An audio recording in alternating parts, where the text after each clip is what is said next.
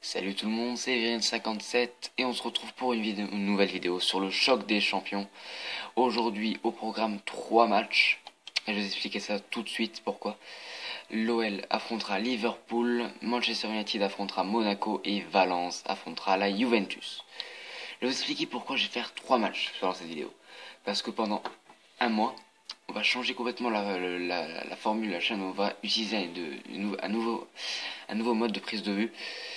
Plutôt, au mieux d'avoir les meilleures actions que je couperai moi-même en jouant ça, vous allez avoir les meilleures actions du jeu qu'il vous propose tout le temps à la fin du match, le récap du match, et je vous proposerai ça pendant un mois.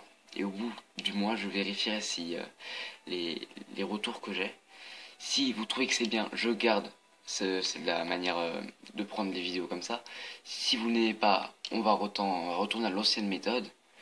Et si j'ai pas de retour, je demanderai à certains potes de me le dire. Et s'ils aiment, je garde. S'ils aiment pas, on retourne à l'ancienne méthode.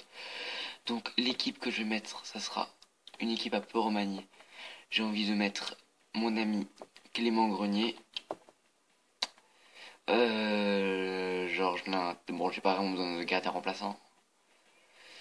Ouais, ça peut aller comme ça. Voilà, on va jouer comme ça, on s'en fout. Raphaël est pas mal. Au pire... Non, on va laisser comme ça. Allez les gars, on laisse comme ça. C'est parti pour ce match. Et donc le choc des champions va quand même... Il y a quand même quelques affiches vraiment magnifiques comme la semaine dernière. Et là, il y en a une nouvelle. Donc la semaine dernière, c'était le Barça affrontait le Bayern au Bayern. Victoire finalement du Bayern au tir au but sous le score de 2-2 et 3-0 au tir au but. J'avais pas mal géré les tirs au but. Et là, vous voyez les matchs qui nous restent à faire. De grosses affiches encore comme l'Inter qui va affronter le champion en titre, le Borussia Dortmund. Alors on voit les équipes, on va laisser un peu la composition des équipes pour que vous voyez à quoi ça ressemble celle de Liverpool. À quoi ressemble celle de Liverpool. Donc Lacazette et Coutinho sont à suivre. Oui, Lacazette, s'il sort un bon match, ça peut être bien. S'il joue mieux qu'en carrière. Parce qu'en carrière, il me fait vraiment de la merde. Allez, le capitaine Gonalon que j'ai vendu en carrière à la Dio pour 33 millions. La composition de l'Olympique Lyonnais, donc Lopez, Raphaël, Nyanga Mbiwa, Umtiti, Pedimo, Gonalon, Tolisso, Grenier, Valbuena, Fekir et Lacazette. Donc c'est pas du tout la même composition d'équipe que j'ai dans ma carrière, même pas le même dispositif. Je joue normalement tout le temps en 4-3-3 offensif. Si vous voyez duquel dispositif je parle. Mignolet, Klinch, Kretel, Sako, Gomez, Milner, Henderson, Coutinho, Lalana, Ib et Benteke pour la composition de Liverpool. Le match va tout de suite commencer. On se retrouve pour le récap. Et donc le match s'est terminé sur le score de 2-0. Tout de suite les meilleures occasions du match. Donc on voit le premier tir, le tir de Raphaël et Mignolet qui sera sauvé, qui réussira à sauver son équipe plutôt. Raphaël qui rentre dans la surface comme une flèche, il a réussi à dribbler pour quasiment la totalité des défenseurs. Ensuite, Lacazette, un dribble, un crochet, la frappe qui va se nicher au fond des filets à la 43e minute. Premier but, ouverture du score juste avant la mi-temps, l'équipe qui était vraiment absente dans ce match. Et là, le deuxième but, le but de Valbuena. Frappe un peu plus de 22 mètres, je crois même. Mignolet qui passe complètement en travers. J'ai jamais vu ça. Là ensuite il y a eu un peu de la merde, un peu de tous les côtés. Notre équipe, faut savoir qu'elle n'était pas présente. Notre équipe, on a eu énormément de chance d'avoir un Lopez en forme. Et surtout d'avoir eu vraiment beaucoup de chance sur deux occasions qui nous ont mené à marquer des buts. C'est une action qui n'est pas notée. C'est que j'ai eu un penalty. Pour commencer, j'ai eu un penalty et que Lacazette l'a loupé. Que Mignolet a réussi à l'arrêter. J'ai eu des occasions, mais un peu abusé. On va revoir vite fait les buts. Donc le but de Lacazette et le but de Valbuena. Des occasions, franchement, j'en ai eu beaucoup, mais ils n'étaient pas présents physiquement, mes joueurs. Au prochain tour, s'ils font pareil, franchement, on perd. C'est un peu obligatoire. Donc voilà le match qui se termine sur le score de 2-0. 7 tirs à 4, 6 tirs cadrés à 1, 43% de possession à 57, 7 tacles à 8. Et le reste, on s'en fout un peu. On a quand même tiré plus qu'eux, mais on a tenté des tirs de loin d'à peu près dès qu'on avait de mal, on n'arrivait pas à se procurer vraiment des occasions, alors on tirait de loin. Donc tout de suite, on va commencer le deuxième match. Manchester United va affronter Monaco. Putain, j'ai galéré. Donc comme il n'y a pas les équipes actuelles, on va la faire nous-mêmes. On va mettre du Herrera, d'une Schweinsteiger, parce que j'aime pas tellement Carrick. Surtout du Derrea au but. Non, du Derrea au but et du Romero, pas là. Shaw, Smalling, Darmian, Blind. Ah, ça me fait chier, j'aime bien Blind. Il est où Blind? Il est où Blind? Il est où? Il est là. Blind, on va le mettre en défense. On va le laisser comme ça, remplaçant pour la défense. Valencia, tu te casses. Voilà, l'équipe va rester comme ça avec Rooney en pointe. On va tout de suite commencer le deuxième match de la vidéo. Et j'espère vraiment faire quelque chose. Non, Manchester United. Mais ils vont jouer en noir ou en bleu. C'est plutôt du bleu, ça. Un pro, 4 minutes, puis peut-être que pour la finale, je mettrai en champion. Parce que pour l'instant, ça m'a l'air vraiment très très simple. Allez, c'est parti pour le match. Et l'Old Trafford qui va accueillir la troisième rencontre, le troisième huitième de finale. Plutôt la troisième huitième de finale de cette deuxième saison du Choc des Champions. Deuxième édition. Avec les tribunes Sir Alex Ferguson. Alors là, on peut voir vite fait les scores 2-2 et 2-0. Il y a eu des buts pour l'instant. Il y en a eu des beaux buts. Et pour l'instant, il y a aussi un match qui va se dérouler et un match vraiment...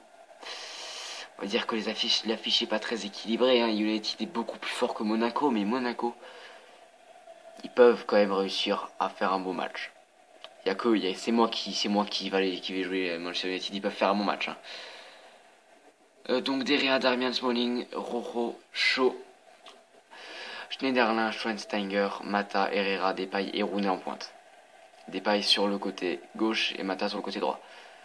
C'est une composition différente de celle que je mets avec ma carrière. Subasic, Ragui, Abdenour, Carvalho, Eichier et Gilet, Toulalan, Fabinho, Silva, Moutinho, Carvalho et en pointe le joueur qui manque à United, Martial. Donc on va tout de suite débuter ce match. C'est parti. Et le récap du match United vs Monaco, vous voyez le score à l'instant 2-0. Alors mes ressentis sur le match, pas si bon que ça. C'était aussi un match où les deux équipes ont su mutuellement se contenter. Je sais même pas ce que je voulais dire.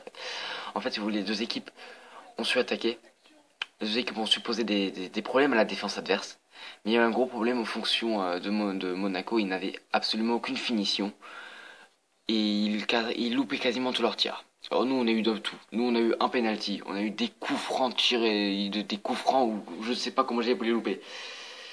Et surtout on a eu un corner, où là où j'étais bien dégoûté c'est que j'ai eu un corner, vous voyez le premier but du match, le but de Wayne Rooney sur penalty. On a eu un corner où je l'avais mis et tout l'allant a fait une faute alors que le ballon était déjà dans les filets. J'ai eu un penalty. J'étais dégoûté parce que les penalties je pensais vraiment le louper. Je pense parce que cette année je les mets pas tout le temps au fond, je les mets quasiment jamais au fond. Je dis ça et en cette et pour l'instant 4 mis en vidéo, 4 tirs en vidéo, 4 mis. Et pour l'instant je dois avouer qu'en vidéo j'ai beaucoup de chance avec les penalties, j'arrive toujours à les mettre. Donc là on voit quand même que Subasic a fait un excellent match en tant que gardien, il a sorti quelques parades monumentales. Et pourtant son équipe, alors là, Wayne Rooney, c'est juste l'exemple de la défense de merde. Wayne Rooney, il a dribblé toute la défense, il a couru à 5 mètres du dernier défenseur. Il le poursuivait comme une merde, il a jamais réussi à le rattraper. Wayne Rooney l'a mis au fond tranquillement. Là c'est un tir de Carrick à la fin du match, un tir de rage, de désespoir. Mais j'ai fait un match de merde, laisse-moi tirer. Donc, alors on va juste regarder les deux buts de Wayne Rooney, le doublé de Wayne Rooney à chaque fois. 2 buts encore dans ce match. Il tire à droite du gardien. Je pensais vraiment que le gardien allait plonger à droite et je me suis dit merde. Faudrait que je change de côté de temps en temps. Et le capitaine qui le transforme et Subasic qui est pris à contre-pied. Un peu dommage pour Subasic et le dernier but, l'action vraiment pas mal. On voyait qu'il court toujours devant les défenseurs. Toujours. Depuis le début. Et là, il a le réalisme, le sérieux pour le mettre au fond. Et c'est magnifique, ce but-là est magnifique. Ah franchement ce but-là c'est le plus beau que j'ai mis aujourd'hui. Même si avec Lyon j'ai tiré j'ai fait 2 tirs de loin et ils sont tous les deux rentrés, celui-là c'est le plus beau vu que il a dribblé toute la défense. Et qu'au final il avait la concrétisation, il avait le sérieux, le calme pour la mettre au fond. Donc dernier match de la vidéo, c'est un match entre Valence et la Juventus. Je vais jouer avec Valence parce que j'adore ce club. Negredo, on va laisser Alcacer, Feghouli à la place de Rodrigo. Et Rodrigo va rentrer à la place de... Non, on va laisser Piatti. On va laisser Piatti finalement. Rodrigo, c'est bien de le mettre en carrière pour qu'il augmente, mais là, on va plutôt laisser Piatti. Gaïa, Santos, Mustafi, il n'y a pas notre petit Abdenour. Bakeli, que j'aime bien. Bakeli, je trouve qu'il joue très bien. Donc, on va le mettre à la place de IOL. Ou juste, s'il n'y a rien d'autre à faire, Danilo, il a quel âge encore lui? 19 ans, il est pas mal du tout. Ah, il est excellent ce joueur. Donc on accepte les changements, on va faire le dernier match de la vidéo contre la Juventus. Là, il y a encore un peu de suspense pour ce match, on va jouer en jaune et ils vont jouer en code barre, en blanc et noir. Donc Alcacer, Piatti, vous voyez pro 4 minutes claires et j'ai enfin réussi à mettre les mains. Donc on est parti pour ce match.